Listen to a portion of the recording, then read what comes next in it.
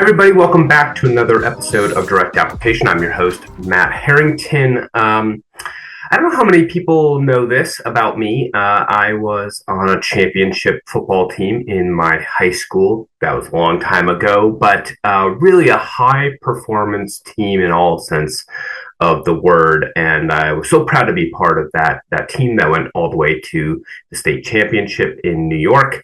Very competitive field there, if you can imagine, at least in upper United States, very big state. And so we were a small town, small team, but really just a tremendous group of guys there. But one of the biggest things that I took away from football and championship was really you could learn all the plays, you could do all the calisthenics, all the stretching, all the cadences, you could do the practicing, the throwing, the blocking, but it really came down to being on the field.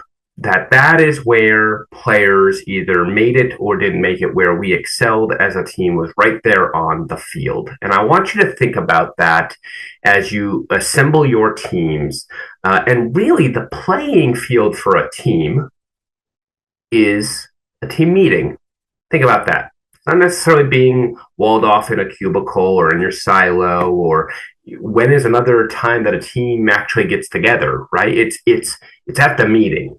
And so a couple weeks ago, I put a post out there around your team meetings, why they aren't working, and why high performance teams do it differently, or how high performance teams do it differently. And part of that is recognizing that when we get to the meeting, it is the playing field. It is where we get to come together as a team to work within our differences, within our ability to stretch one another, which creates innovation and creativity. That's what we've been talking about. But really, the team meeting is the playing field. So I want you to take away that from that post. Oh, the other thought there is that structure drives performance. High-performing teams use clear agendas, defined roles, time-bound outcomes to keep meetings focused. And I know, we all think we want it, but eventually we get, and there is an agenda, or there's a very simplified agenda, or nobody has any note taker there. No one's identified the note taker. No one is really trying to facilitate the meeting, the process, right, or the status of things, and even the relationship. And so we don't have these things mapped out. And so again, where a high performance team knows intuitively where it can outperform, where it's going to get the leading edge, is through structure. And it submits to that structure because that structure has been created by all of them. Okay? So it's not one person giving an edict down. Hey, this is how we're going to run a meeting. This is your MOU. This is a team charter. No.